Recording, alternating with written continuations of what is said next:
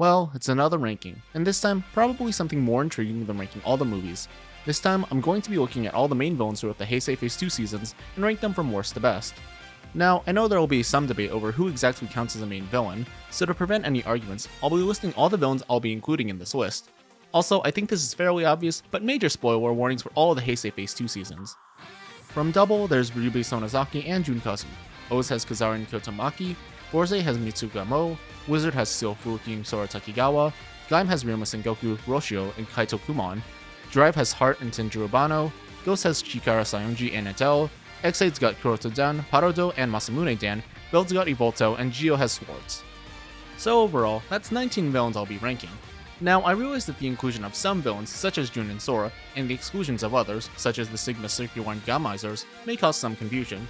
Yes, Jun and Sora were villains only for the last arc of their respective series, but they were characters that showed up in previous episodes before they usurped the role as main villain. Well, the Sigma Circular and Gamizers also appeared in episodes before their role as the main villain, but let's be honest, all of those villains are pretty much last minute and have no personality whatsoever, so they'd all pretty much fall to the bottom. Also, I'm not counting any of the epilogue villains, such as Kogang. Additionally, I know I'm not including any villains from Amazons, mainly because, spoiler warning, Amazons doesn't really have any main villains in my opinion. Anyways, I'll be ranking each villain according to some categories: how entertaining they are, their motivations and backstory, how crafty their plans are, their ultimate goal, their complexity as characters, and more. Of course, this is all my opinion, so don't get too mad if I list your favorite villain near the bottom. And as a final note, I will not be taking into account any details revealed in the movies or specials. We are only focusing on the characters during their TV shows, so sorry Jun, Chikara, Evolto, and many others, you should have gotten more focus in your TV season instead of in the extra content. With that out of the way, let's begin. Well, judging how forgettable this guy is, you probably expected his placement as worst villain in Phase 2. した数字ではない。園崎さん、投資先はお宅だけではないのですよ。Yeah, Junkazu is a terrible villain for Double to end with. While he was only the main villain for the last two-parter arc of Double, he actually appeared well before he stepped into that role. Jun is the person responsible for the Gaia Memory Department section of Foundation X, and that's really all we know of his backstory. Sure, more is revealed in the Double Returns Eternal movie, but like I said, I'm not counting info coming from material besides the TV show, and, spoilers, not much was revealed anyways. However, I will acknowledge that Foundation X and its personnel were intended to be mysterious, and slowly have those mysteries revealed as more seasons progress. But that was ruined by AO's completely neglecting to mention Foundation X, leaving them to only reappear thrice after Double concluded. So while I can blame a lot of Jun's failings, as well as the rest of Foundation X, on lost potential, I still have to critique what we got. Anyways, Jun, like I stated before, is a businessman who really only cares about increasing sales of Gaia memories. However, we learned he loves Sayako because... actually, I don't even know if he ever explained why. We also learned that his personality quirk is just not having a personality at all. Well, there goes any hope of him being likable. And his final plan at the end of Double is to continue the Gaia Impact, which will kill any non-compatible Gaia memory user because... it would boost sales, I guess. And that's everything we know about Junkazu. Yeah, that's it. So as you can see, for being a villain that barely affects the show until the last arc, having no personality besides being a businessman, and his only other quirk being his love for Sayako, it's no wonder why Jun is easily the worst final villain of Heisei Phase 2.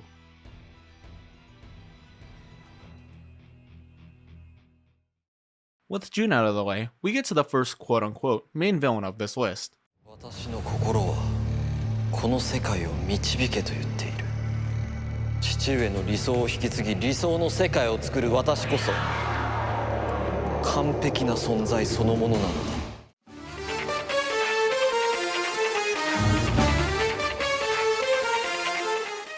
Yeah, Adele being at the bottom really shouldn't shock anyone. He's boring, has no personality, does not develop in the slightest, and his big bad plan is just dumb. Adele was the oldest son of Adonis, and like his father, he wants to create a perfect world, but believes the only way that can be achieved is through removing emotions and friendship. That's how you know he's evil. Sure, this aspect of Adele sounds interesting, but that is really all we know about him for the longest time, and add to the fact that this dude has no emotions or personality.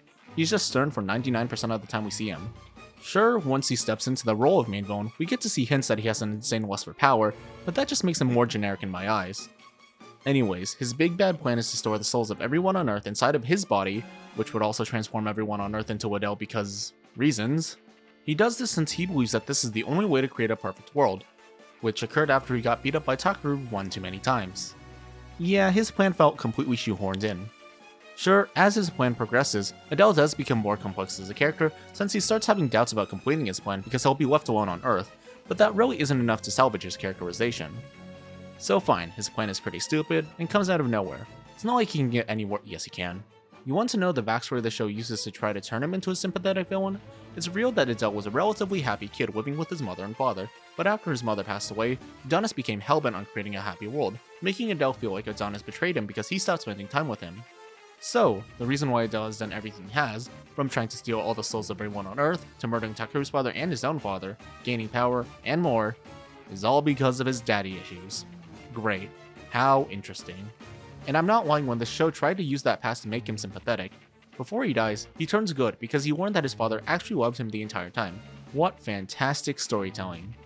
So yeah, Adele is just a bland, emotionless, and boring final villain to follow. His plan is stupid and kinda comes out of nowhere. We know nothing about his past other than a few small pieces, and his motivation for everything he does is honestly one of the stupidest things in a Rider series to date. The only reason why he's above June is because he does actually have some characterization, though not a lot, and he does have a bigger role in the story compared to June's. Honestly, that's really it.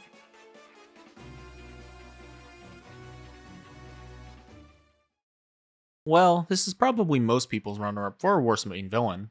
あまたのライダーの力はお前の元に集まった。今度はそれを俺がもらう。この俺が王となるためにな。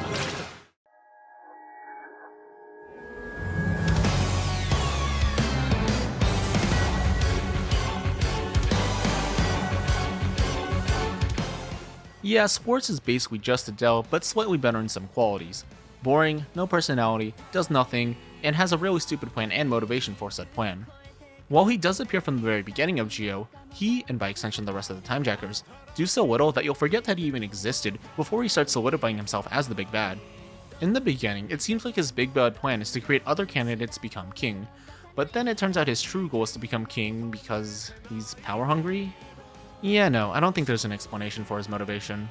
Oh sure, you may argue that he wants that power because he wants to save his world, but since he basically threw a hissy fit when he learned that Tsukiyomi would become king instead and save the world, I doubt that was the actual reason. Anyways, to achieve the power of king, he, decides to absorb the power of Omagio. Why? What was the point of making random civilians and other riders? To bait Soko to get the powers of the other riders? If that's the case, why didn't Swartz just absorb the powers of all the riders himself? Why wouldn't that work? Also, why in the world did he enlist Aura and Hira into the Timejackers if this dude wanted all the power for himself? Why did he need to absorb Tsukiyomi's power? Nothing about this dude's plan makes sense. It's like this dude chose the most complicated and complex route to his goal when there were clearly other options that would be so much better. And like I said before, this dude has no personality. He's just completely soaked, and that does not change when he takes center stage as final villain. So yeah, his personality has nothing to write home about. I honestly can't say much else about Swartz, simply because I've already talked about everything this dude has to offer. Really, the only reason why Swartz is placed higher above Adele is because the dude has a bit more hints of personality and he does have more screen time. But other than that, they're pretty much on par in terms of quality.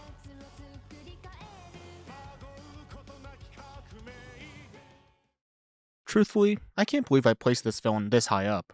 ついにあと1個で15個が出揃いますよ。天空寺龍。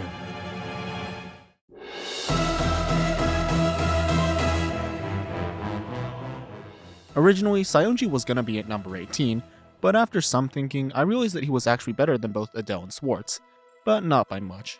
Saionji suffers many of the same flaws as the previous two villains. He's got no personality, almost no backstory, and one confusing plan. I say almost no backstory because we know some stuff about Saionji. We know he was partners with Takeru's father, Ryu, and that he betrayed Ryu for some reason. And that's everything. In the beginning of the show, he's helping Awan by creating the Ganma and gathering the 15 icons to make a wish. However, before we can learn what he plans to make a wish for, or why he was working with Awan in the first place, he suddenly dies. Yeah, I know we learn more about him in the Hyper Battle video, but I'm not counting that. You shouldn't be locking important information about characters and extra content. His ranking is also not helped by how little screen time this dude gets. Anytime he shows up, it's just dedicated to making him appear as a really creepy guy, rather than establishing a personality for him.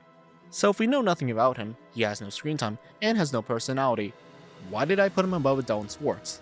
Well, two reasons. One is that even though his backstory is pretty lacking, it is actually interesting.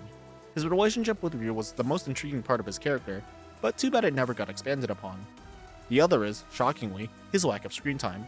Yeah, who would have thought that a detriment works to this guy's benefit? Because Saionji takes up so little screen time and episodes, I don't think that negatively of him as a character since he didn't really waste that much time. The same cannot be said for Adela and Swartz since they take up a majority of the episodes and thus are bigger hindrances in my eyes. So yeah, Saionji is honestly just a really bland villain whose only saving grace is the lack of screen time and some hints of something far more interesting hidden behind his backstory. Honestly, if I was counting the specials when ranking these villains, he'd probably be ranked higher, though I'm not sure by how much.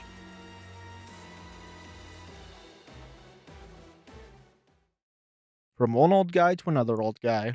Actually, this is gonna be a trend for a couple of more spots. 暦は私の希望だ。その希望を取り戻すためなら、私はどんな犠牲もいとわない。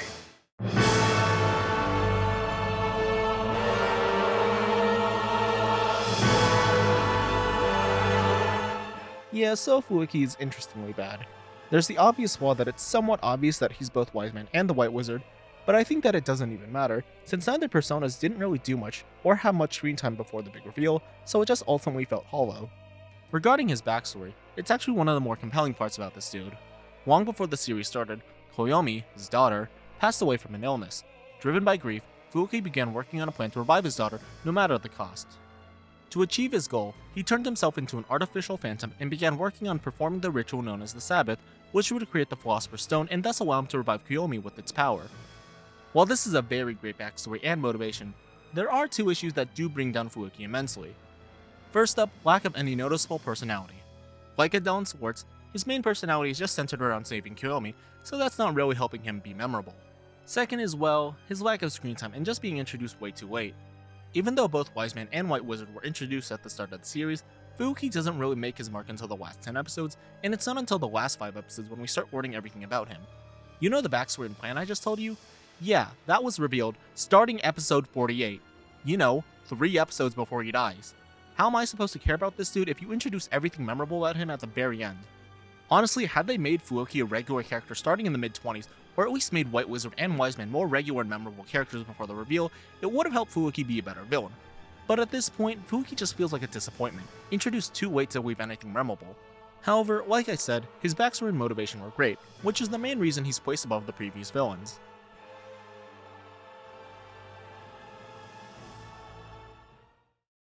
Welp, here's old guy number 3. だが君の力が及ばなければ私自らが動くことになるぞ。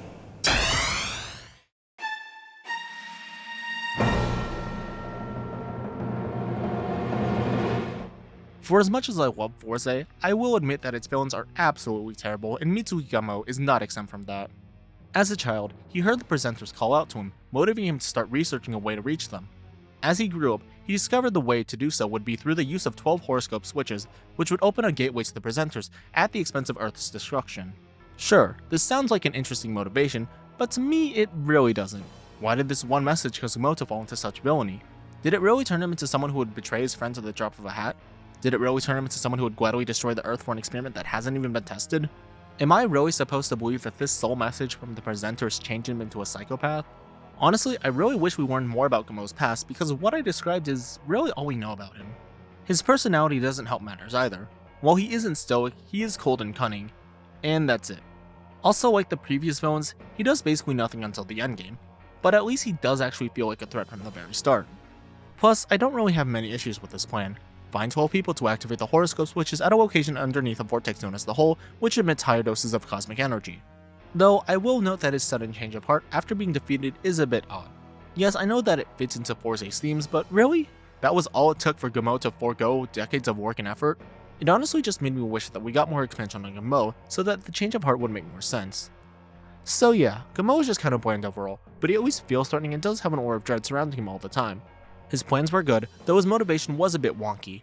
However, his lack of noticeable screen time and characterization really does hinder him. He's only above Fuuki because he does what Fuuki does good, but a bit better.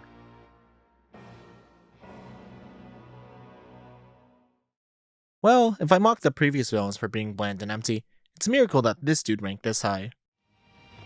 何も存在しない究極の無。それこそ人が到達しうる最高の高みです。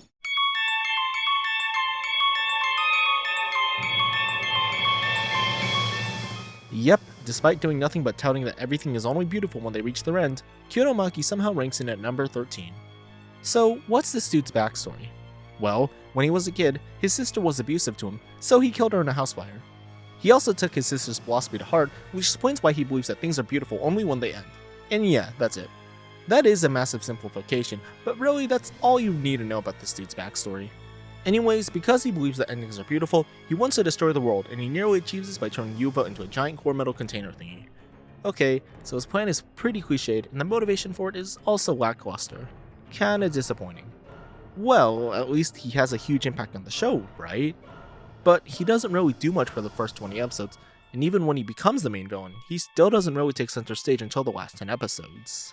Okay, so if his backstory is decent, his plan is cliched, his motivation is lackluster, and he doesn't have that much screen time, why did I place him this high? Well, two things. First off is that philosophy I mentioned at the very beginning. Sure, his entire personality revolves around said philosophy, but it does actually give him something as a character, and it does make him a bit more memorable in my eyes. Second is that he does a damn good job coming off as a creep.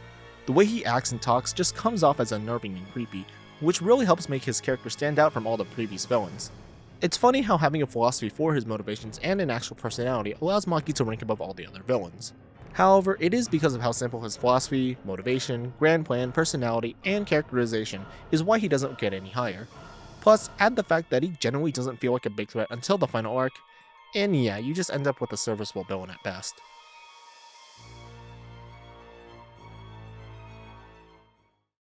Well, it's time to be even more contradictory with how I've been judging these villains.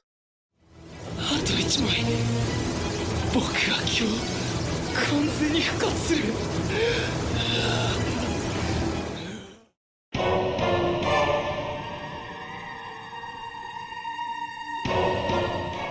If you've watched O's, you might be confused on why I've placed Kazari above Maki.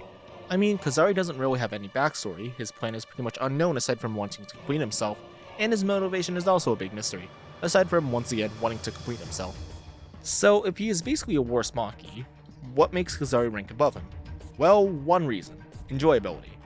Before I get ahead of myself, let me briefly touch upon Kazari's backstory. Like all the other greeds, he was created thanks to an old king around 800 years ago, but was sealed shortly afterwards. After being unsealed in the modern day, he searches out for all 10 of his core metals so he can be completed. Alright, back on topic. Out of all the villains of O's, Kazari is the only character that I actually grew to love, in a love-to-hate kind of way. His entire personality is just being a little shit who will pretend to be all best buds with you and then immediately stab you in the back. It is because of his personality that he is one of the most interesting and memorable characters in O's. Yes, while his other aspects would probably cause him to immediately fall to the bottom of his list, his personality alone redeems him a lot. Honestly, there really isn't much else I can say other than Kazari being a massive piece of shit allows him to rank this high.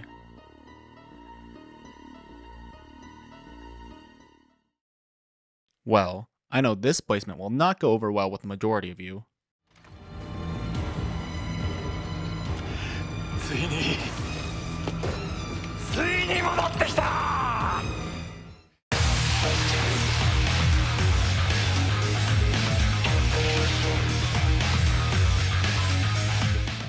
Yep, Yveltal doesn't even reach the top 10 for me. Before you guys all shit on me, let me preface with what I liked about him. His tenure as Soichi Tsurugi during the early parts of Build is probably the biggest highlight of the season. Plus, his personality was always a blast to watch, and I loved how cunning he was. Well, that's everything I liked about him. Time for the bad now. Let's get the easy pickings out of the way first, his generic plan and non-existent motivation. His grand plan is to gain enough power so he can recreate the universe in his own image. His motivation for doing this is because he's an evil alien psychopath. Great. How interesting. That's a trope that's never been seen before. His plan is made even worse because the show's explanation on how he'll achieve his goals makes no goddamn sense. He somehow knows that combining the Evolve Trigger and Pandora's Box will create a new black panel, which can then be combined with 10 man-made wasp bottles that will grant him the power to recreate the universe. Yeah, there is no way Yveltal should even know this information, nor does the methodology make sense in the first place. Oh sure, Shinobu could have figured this all out for Yveltal, but really? You're telling me that the alien from a civilization that has technology that far surpasses Earth's and were also the ones who created the Pandora's box in the first place needs help from a human to create a new, never before seen Pandora panel, and the only way to unlock the full potential of the black panel and gain infinite power is combining the panel with the human-made Wasp bottles? The Wasp bottles in and of themselves are actually a big issue I have with Build, but just know that it does negatively impact Evolto's ranking simply because of how much of his plan relies on them. Also, his characterization was just messy, especially for the last batch of episodes. It's like every episode, he suddenly changes his goals, personality, relations, and motivations. Oh, he wants to gain more power. Well, I guess he won't destroy Earth because he wants to have fun instead. Never mind, the next episode threw that promise out the window. Now he wants to turn the Kamen Riders into slaves. Well, that plot point got dropped quickly. Now he's able to experience human emotions because of an attack from Genius Build. I thought he already had emotions though. Well, it looks like that plot point doesn't matter anymore. And then it turns out that the plot point was important all of a sudden?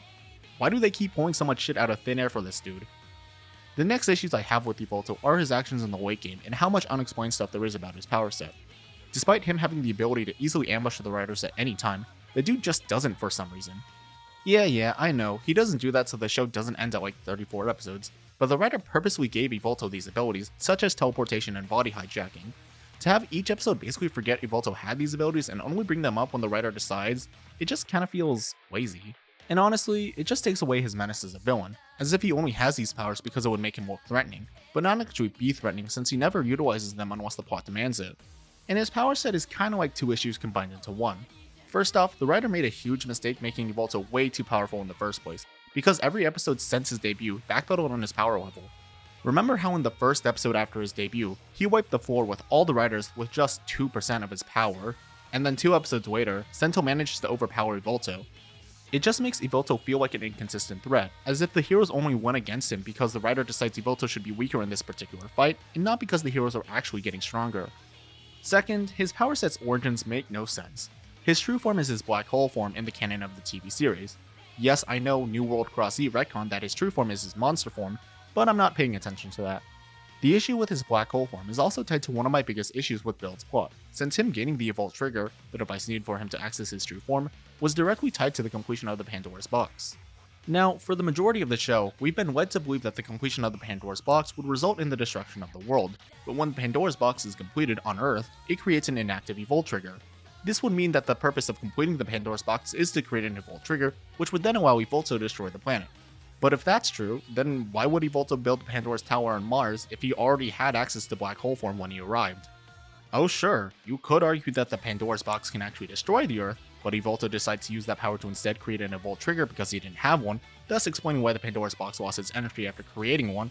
But 1, that seems like way too much of a stretch, and 2, that would mean the Pandora's box has an ability to either destroy a planet or create an Evolve Trigger, and it's up for the user to decide which is done, which was never hinted to be a thing beforehand, nor properly explained after the fact. Besides, even if the Pandora's Tower can actually destroy the Earth, remember that anytime we've seen a planet destroyed in Build, it was because of black hole form, not the Pandora Tower. Hell, Mars was destroyed by black hole form, not the Pandora Tower. You may think that this is just a nitpick or an issue that's blown way out of proportion, but remember, the entire plot up to the point was trying to stop Evolto from completing the Pandora's box because it would end the world. So for Evolto and by extension the show itself to have such a big connection to this device only for it to not do what was clearly hinted at for the entire show up to that point, it feels misleading. That's not all. I could also rant about how hitting the Evolve Trigger causes Evolto to falter for some unexplained reason, or why no one actually decided to remove the Evolve Trigger from the driver like they did with the Hazard Trigger and Build Driver, or why the freed Soichi plot point was never followed up upon. But now I'm getting into issues that are more tied to Build's poor plot than Evolto himself. Overall, while I did like his personality, that's really all I enjoyed about him. To me, he feels like a worse Banno or Masamune. They're great villains that you love to hate, but I think the biggest issue was that his tenure went on for way too long. Hell, he basically did nothing after the debut of Sparkling Form up until the debut of Kamen Rider Evil. It only just sucked a lot of fun out of him. Plus the writer being really wishy-washy with his powers and the explanation for those powers being unexplained, a really bland motivation and plan, constant backpedaling on his abilities which just made him look even less threatening, and how new things are introduced and then dropped felt really convoluted, just caused him to land at the lower end of the villain spectrum. Jesus Christ, never ask me to give my thoughts on Build, otherwise I would make like a 3-hour long video.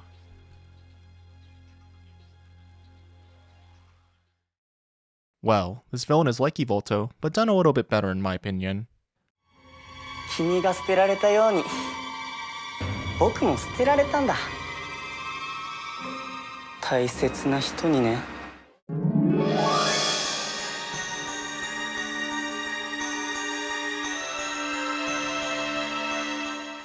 Gremlin, who also goes by Sora Takigawa, is similar to Evolto in that they are both charismatic, sadistic sons of bitches.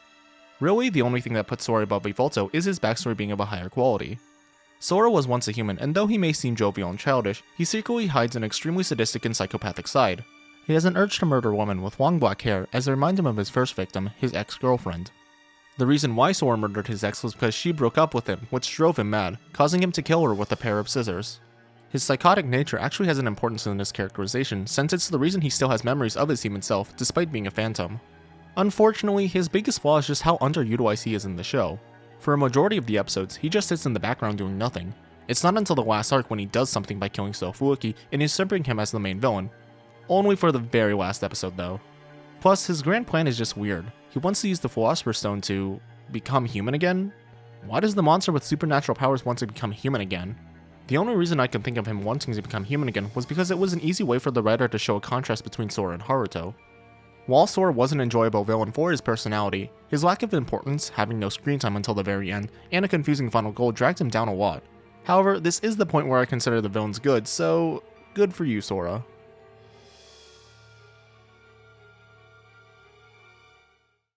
Well, another sadistic madman hiding behind a facade. Can you guess who it is?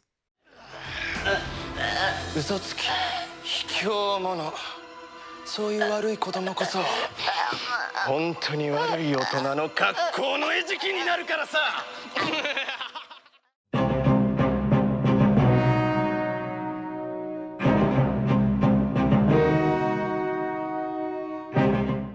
Yes, Ryoma Sengoku is a man who hides his darker ambitions behind a sarcastic, narcissistic, and joking personality. Honestly, he's probably the most fun villain in Gaim.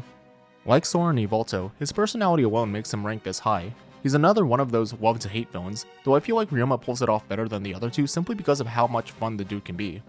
However, that's really all for his characterization. He's a mad scientist that will betray you the moment your usefulness is up, nothing more. Although, I think his motivation and especially his relationship with Takatora bump him up even more, even if his backstory is kinda non-existent. While it does seem that Ryoma is your standard writer villain, wanting the forbidden fruit simply for its power, he does at least have a huge god complex, refusing to bow down to anything, even if they're stronger than him. Plus, from what we see of Ryoma in Takatora's past, it seems that Ryoma did actually care for Takatora at some point, though he eventually grew tired of him since Takatora wanted to use the power of the forbidden fruit to help others instead of monopolizing its power. Though Ryoma's biggest flaw is that he doesn't really change or develop over the course of the series. If you didn't like him at the beginning, you aren't going to like him a lot at the end either. Which is a shame too, since there could have been a lot more to Ryoma than what we got. Overall, Ryoma is just a very fun villain, with an okay motivation and an interesting relationship with Takatora. However, his lack of expansion as a character and not really changing over the course of the series drag him down.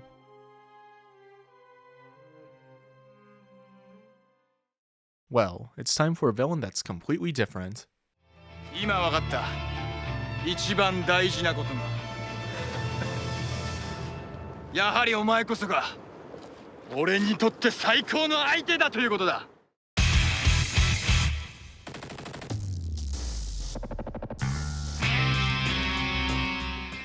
Unlike the previous villains, Heart isn't some crazy psychopath that has a really eccentric personality. Heart mainly acts in a calm and reserved manner. However, it's not really like a chess master situation where he's silently scheming everything in the background. Heart's more like a gentle giant. He doesn't really have emotional outbursts or acts wild and crazy. Even in the most dire of situations, he keeps up his calm demeanor, which really makes him stand out in terms of personality. Though when he gets pissed off, he really gets pissed off. As his name implies, Heart has a big heart for his Roidman comrades, viewing them as friends and genuinely cares for all of them. He even gets sad when each of them dies, no matter how evil or unimportant they seem to us. His main goal is to reach the Promise Number, which is just a number of overevolved Roidmudes, so they can reach the Promised Land, which I think is just the second global freeze, because... reasons? Yeah, I'm not exactly sure why this is Heart's grand plan. I don't even think there's a proper explanation for Heart wanting to exact this plan. Though, while I don't really care about his primary goal and motivation, his other goal of wanting every Roidmute to follow their own path is a lot more interesting. His love for individualism and the actions he'll take to preserve it make him a really interesting character. Hell, he even abandons Chase for being unable to choose his own path. Plus, Heart is one of the most noble and honest villains in the franchise. He doesn't cheat, he doesn't backstab, he doesn't lie or deceive opponents. Plus, his backstory is alright.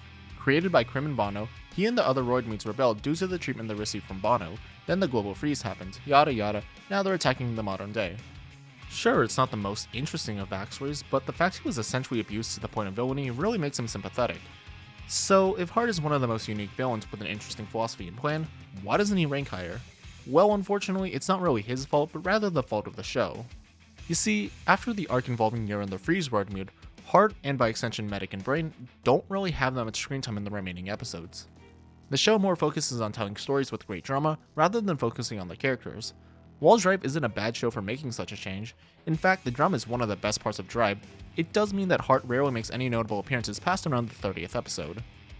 Overall, Heart is a great villain simply in part due to how different he is. His calm demeanor combined with his philosophy about individualism make him stand out. Plus combine that with his backstory and his relationship towards the other Roidmudes, and you've got an even better villain in my eyes. If Heart had gotten more focused during the second half of Drive, he'd rank much higher, even eclipsing Drive's other main villain. Speaking of which,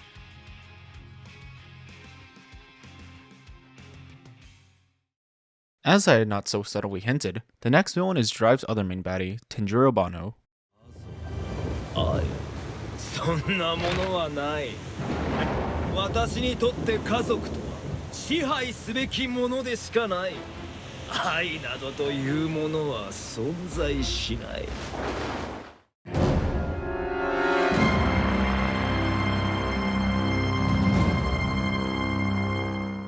Banno, otherwise known as Gold Drive, who may or may not be a Kamen Rider, is another villain who falls into the mad scientist trope.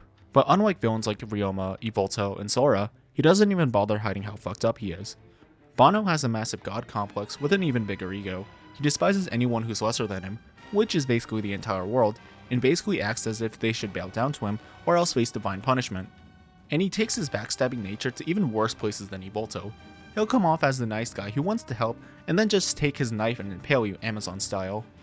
What makes his character even better is just how much he revels in his diabolical nature. He doesn't even try to hide it, but rather gloats it to the heroes right in front of their faces, which makes it all the more entertaining.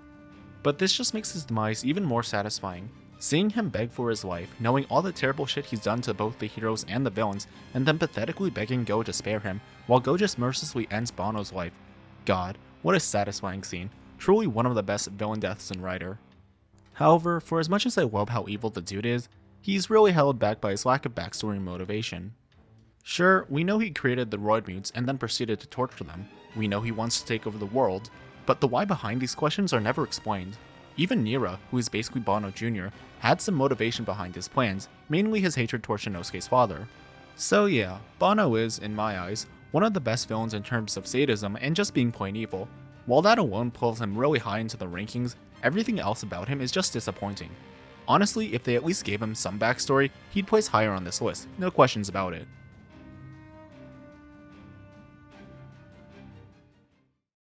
Well, from one god complex to another.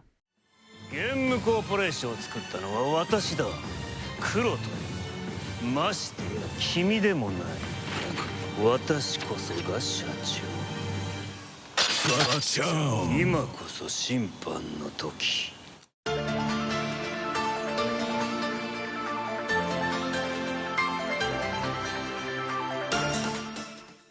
You guys probably thought it'd be Kuroto, but nope, it's his father.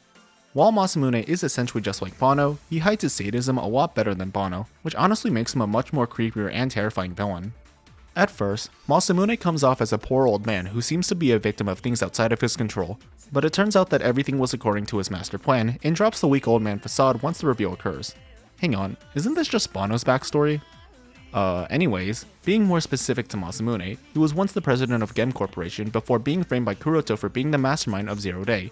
Ironically, it then turns out that he planned his own sentence, as it would not only give Kuroto the time to complete Kamen Rider Chronicle, but also allow his body to build up the perfect Buxer virus antibody.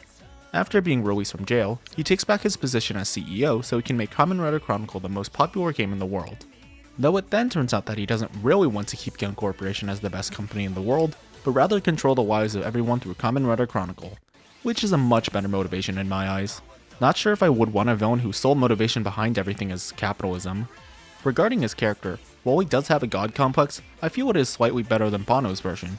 He views everyone around him as pawns and tools to further expand Kamen Rider Chronicle's reach, and by extension his own reach of the lives of others. He sees himself as the sole ruler that will decide the fates of everyone on Earth, which nicely mirrors Emu's own philosophy. Plus, his planning and mastermind status goes a lot further than Banno, namely blackmailing Hiro by holding his girlfriend's data hostage and infecting himself with the Bugster virus so he could become Cronus. Sure, while he may not be as eccentric as Banno was, I think it kinda worked for Masamune. He trades in eccentricity for being plain creepy and unnerving, which just makes him an even more effective villain. And he probably has one of the most badass Rider forms. Kamen Rider Cronus is just so cool. I don't care if it's basically just Dio, everything about this dude is just amazing. From the sound effects, his powers, his mannerisms, the jingle, his finishers, they're all just so good. Unfortunately, like Banno, everything else about Masamune besides his personality is lacking. While we have some expansion for him in the B cinemas, nothing of Masamune's backstory or motivation is explained in the TV series. He just has a god complex simply because he does. Overall, Masamune is like Banno, but slightly better, mainly because of his personality, sadism, and having one of the best rider forms. But like Banno, everything else about him isn't really that well defined.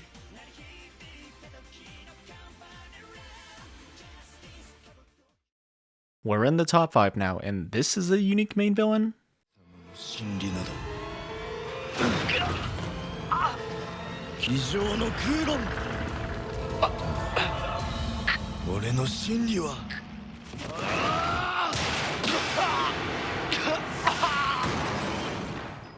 この拳の中にある俺たちが最強の力手に入れたとしてその後にこの目には Yeah, Kaito's villain status may be a bit confusing, but I'm inclined to label him as Gaim's final villain since he is the last villain fought, excluding Mars, but he doesn't count. Anyways, for most of the series, Kaito does have a sorta dull personality. He isn't as expressive as some of the earlier villains, and even when he becomes Ward Baron, he still remains as stone cold as he was in the beginning. However, what makes up for his lack of personality and being a fun villain is his characterization, development, and philosophy. Kaito is someone who strongly believes in strength and survival of the fittest, though this mainly came about when the mega corporation Yggdrasil bought out his father's company, which eventually led to their family having nothing.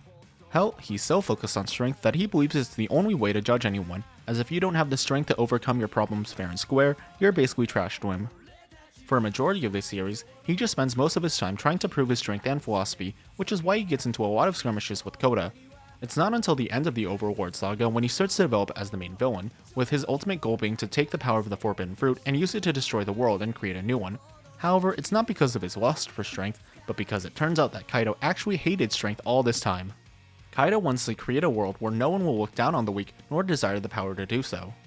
Would Gaim have been a better show had the show pointed out the hypocrisy of Kaito's goal, since the only reason he was nearly able to have the power of the Forbidden Fruit was because he desired power and trampled over the weak? Maybe.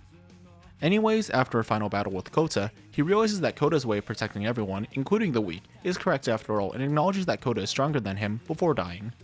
Overall, Kaito is probably one of the only main villains to be this fleshed out and to develop over the course of the series. Unfortunately, pretty much all of his growth and change occurs at the tail end of Gaim. Plus, like I said, his personality could have been a bit more memorable as he's just grumpy most of the time. However, Kaito's still a good character and villain in my eyes.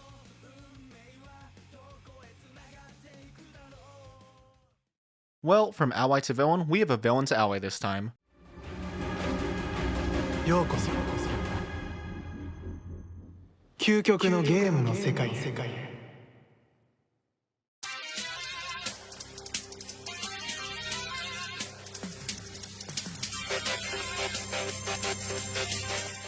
No, it's not Kuroto this time either, but the other main villain of Ex-Aid, Paroro. Yeah, sure, Paroro was really only the main bad guy for about 6 episodes, and most of the stuff I liked about him really only occurs when he transitions into a good guy, but it's my list, my rules. Anyways, like Kaito, Paroro goes through a lot of growth and changes over the course of the series, so I'll just talk about his entire character arc. In the beginning, Paroro is the more common composed sidekick to Graphite, and eventually Kuroto, really only caring about seeking out the ultimate entertainment, which is messing with human lives. However, after getting fed up with Kuroto viewing the Bugsters as pawns, Paroro backstabs him and takes over Kamen Rider Chronicle, planning on using it to not only fulfill his goal of creating a world where Bugsters rule over, but to enact his greatest pleasures by killing off humans in even more sadistic ways. Once Masamune enters the picture though, he's instantly knocked off his feet, now being scared shitless at the fact that he can actually die after witnessing Lovewika's death. This ultimately culminates in him dying at the hands of Emu, which was ultimately just Emu's way of making Paroro realize the importance of human lives. All of this finally makes Parado realize the horrific acts he's committed, as he genuinely didn't realize what he was doing was wrong because he never properly understood the importance of a life, since as a bugster, he could always revive himself, which made him devalue the worth of a life. With that revelation, however, he becomes a good guy and teams up with Emu to make up for his sins.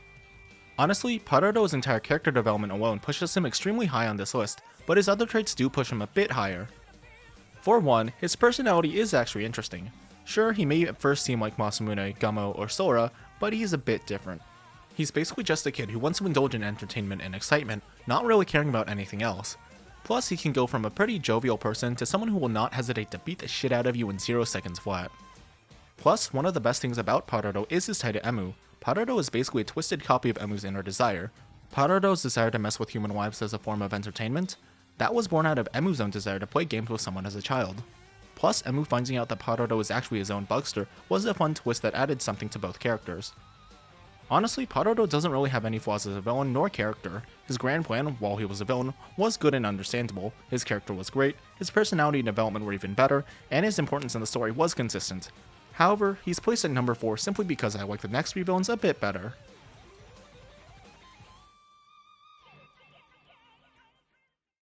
Well, I've teased this guy's placement for a while now. 君が世界で初めてバグスターウイルスに感染した男だからだ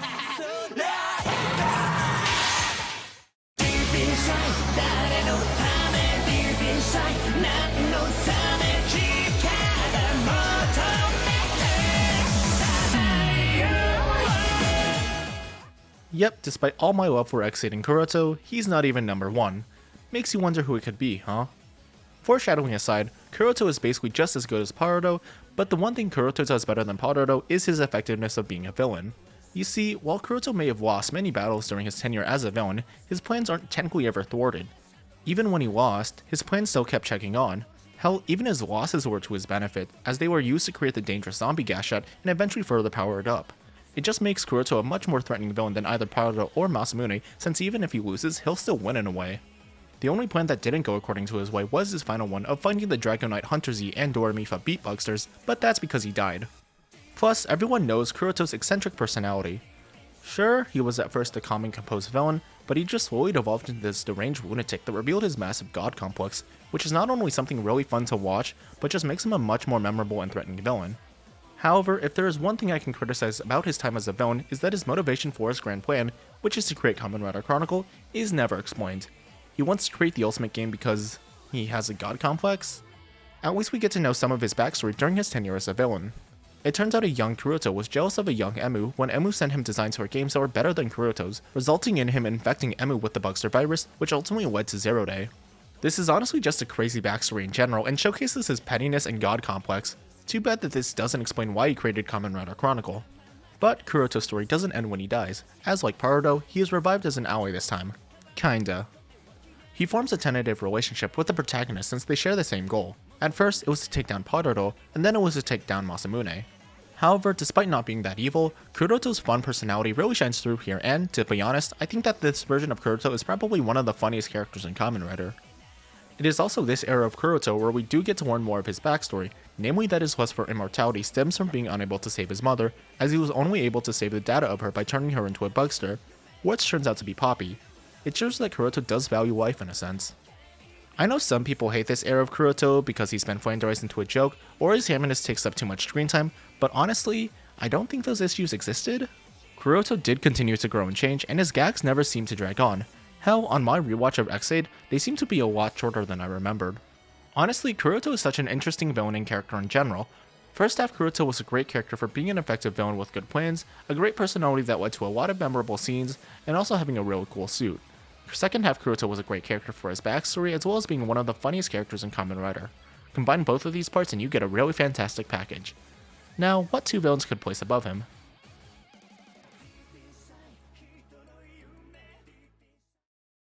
Well, this is gonna be hard to explain. その過ち血をもってあがない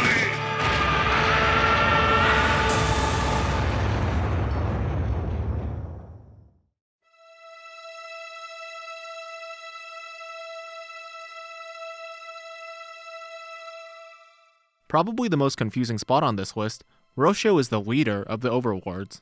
Sure, he never directly takes center stage, but he is the leader of the villain group that took over during the Overlord saga of Gaim, so... Anyways, Rosho is pretty interesting. With his backstory, he was actually from a species known as the Fenmushinmu, who were the inhabitants of the world now known as Helheim. He, alongside his wife, were chosen by the Forbidden Fruit when the Helheim Forest, which is different from the place known as Helheim, invaded their world. He decided that the best way to protect his people using this power was to abandon the weak and only allow the strong to survive. However, this led to the survivors believing they had privileges above those that are weaker than them and began to kill each other to prove their strength, which eventually led to the Fenmushinmu people being reduced to only a handful. All of this, combined with Rosho's wife eventually passing away, broke him, with Rosho coming to realize that the extinction of his entire race was because of his own foolish decisions. This led him to staunchly refuse giving away the Forbidden Fruit to humanity, not only because he believes that they aren't worthy of such power, but because he doesn't want humans to share the same fate of the Fenmushinmu. Honestly, Rosho has the best backstory for a main villain in my opinion, plus his personality and motivation makes total sense. Rosho keeps a constant calm demeanor, which actually adds to his memorability, and never comes off as hostile unless absolutely necessary. Hell, he even makes Takatora realize the error of his ways by making Takatora realize that he's allowing humanity to follow right in the footsteps of the Fenmushinmu and into their own destruction. Plus, the only reason he fights against Kota and the others is because he doesn't want them to have the Forbidden Fruit, and the fact that he believes humanity can't be saved, since he believes that they'll fall into the same fate as the Fenmushinmu regardless of what they do, and they should be killed off as a kind of way to end their suffering quickly.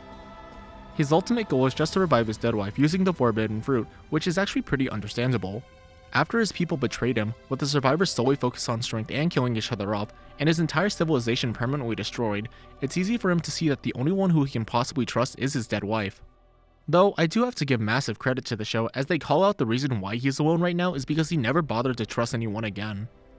Overall, Rosho is just a really interesting villain. His personality and characterization are so unique it makes him stand out. His personality is one of the best and most tragic for a main villain, and his goal and motivation make perfect sense for him.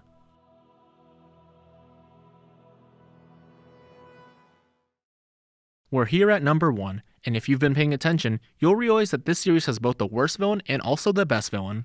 初めて私の姿を見た時から君はすでに負けていたのだよ。私の恐怖テラーにね。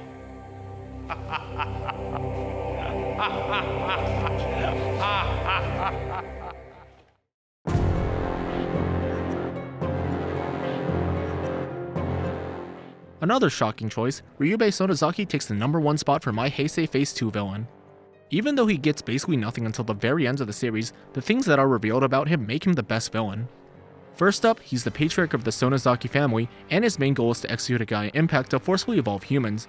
His motivation for this plan mainly stems from his time as an archaeologist, noting that every species before humans have gone extinct, causing him to come to the conclusion that the only way for humanity to avoid a similar fate is to evolve all of them. It's a simple yet effective motivation. And his character before the revelations is pretty scary. He's a very stern man, but you just get the feeling that he is someone you do not want to fuck around with. Plus, he's a good father to Wakana and Saiko, in a corrupt way. However, the main reason why he ranks number 1 is the final arc involving him. You see, it turns out that Philip is actually Raito Sonozaki, who fell into the Gaia Fountain as a child, but was revived by the Earth. However, Ryubei didn't see this new Philip as his actual son, and instead experimented on him as a way to research the true Gaia memory even more. As he continued experimenting on Philip, he eventually came to the realization that he would have to sacrifice his family in the end to execute Gaia Impact. As a way to comfort himself over that fact, he created a simple charm known as the Evil Tail to be a replacement for his family. However, as the years passed, he slowly started to view the charm as his actual family and viewing his real family as just pawns to execute Gaia Impact. This revelation alone is one of the darkest and also saddest backstories for a main villain. In the end, Ryubei is just a broken old man who just wants to do what's best for him, his family, and the world, but the death of his only son and constant usage of Gaia memories warps his mind into something truly hideous. Even though his personality may be a bit lacking, he easily makes up for it with how threatening of a villain he is. As his powers imply, he is the living embodiment of terror. Even getting near him simply makes you afraid of him. Honestly, Ryubei may be the most threatening and terrifying villain in Kamen Rider history. Who else can defeat a rider so hard they're unable to fight by basically doing nothing?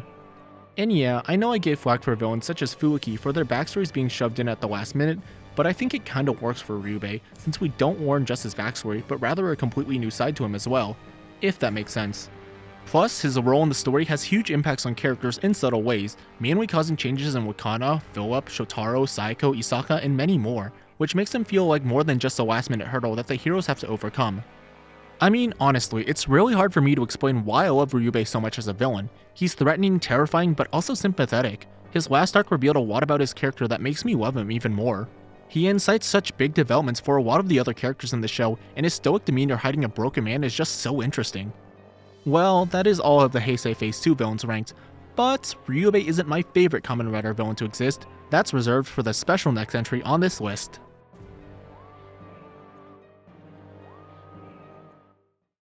As a bonus, number 0 marks my favorite villain in all of Kamen Rider, and that is... The entire time, my dad gave me advice. It was you. You told me to find the deck. You told me to merge with the dragon. You told me to fight all the riders. You tricked me. I think someone's waiting to talk to you. How do I know this isn't another trick? Because it doesn't need to be.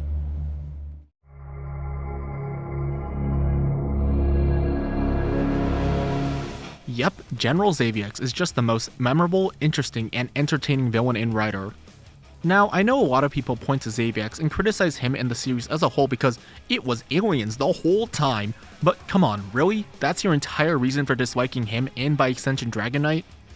Anyways, Xaviex in my eyes combines the best trait of every Kamen Rider villain. He can switch from hamming to threatening on a dime like Kuroto and Bano. He's got the planning skills of Masamune, he's got the likable and jovial personality of Ivolto, he's got the simple yet effective backstory and motivation of Rosho and Ryubei, and many more elements. Xaviex, as I've hinted, is an alien from the planet Karsh, but after a long civil war, his planet was destroyed, so he left to go to the world known as Ventara and kidnapped all of their people. Well, most of them. However, this still wasn't enough to rebuild his home planet, so he then set his sights on abducting all of Earth's people as well. Sure, this motivation is kinda simple, take over Earth so he can use their population to rebuild his home planet. But just because it's simplistic doesn't mean it's boring or not as good as some of the previous villains' more complex motivations. This isn't some motivation that's kept secret until the final episode as a way to justify all of his actions. This is revealed pretty early on in Dragon Knight's run, which helps define Xaviex better as a villain. Besides, his plan is pretty sympathetic. I mean, we can all understand wanting to rebuild our planet if it was destroyed, it's just that the methods used to rebuild it are evil. Plus, it is eventually revealed that he believes that the strong should use the weak as they see fit, which explains a lot about why he so easily commits these atrocities, because he simply views the people of Ventara and Earth as lesser than him. And his plan to abduct everyone is pretty smart. He's been kidnapping Earth citizens so that he can take samples of their DNA. After he gathers enough, he'll be able to calibrate all of his teleporters to take everyone in one fell swoop. The fight between Riders aren't actually Xaviex's main goal, since they're just ways for him to buy time. This is actually a really good plan for a main villain, since no matter how many civilians or Riders that Kitten One defeat, it's not stopping Xaviex from getting closer to his main goal. It actually turns the entire series into a race against time, as they have to stop Xaviex before he can gather enough samples of DNA to teleport everyone. Sure, Kitten One may win every battle, but for a majority of the series, Xaviex is winning the war decisively. And the last part that easily makes Xaviex the best villain in Rider is his personality and planning. He can easily assume the role of anyone to more easily manipulate his foes. He has to get a snobby, spoiled, rich kid to fight on his behalf, just tell him that he knows his father, said father kicked him out, and offer him $1 million if he fights for him. A disgraced racer has lost the one thing he's dedicated his life for, tell the racer he'll give him the evidence to exonerate him if he fights for him. A depressed man who laments the fact that his asthma is preventing him from becoming a Marine, tell him that he can become his own soldier. Honestly, Xaviex manipulating each of the Earth Riders is just so fascinating to watch and really shows how much of a threat he is. Plus, his personality is just simply divine. He's probably the funniest character in the entire franchise. His mannerisms and tone are just so entertaining. I always had a blast whenever he was on screen. Overall, Xaviex is the villain that I think encapsulate what it means to be a good Rider villain. You don't need a complex backstory or motivation, you don't need a complex character that has many shades of morality, you don't need to retroactively make them the manipulator behind everything, you don't need to make them sit in the background and do nothing until the finale.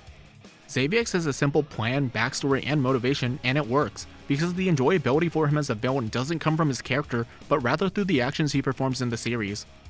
Xaviex constantly influences what the characters are going through, which is just such a rarity in many Rider series. Seriously, what other main Rider villain actively affects the characters and story this much?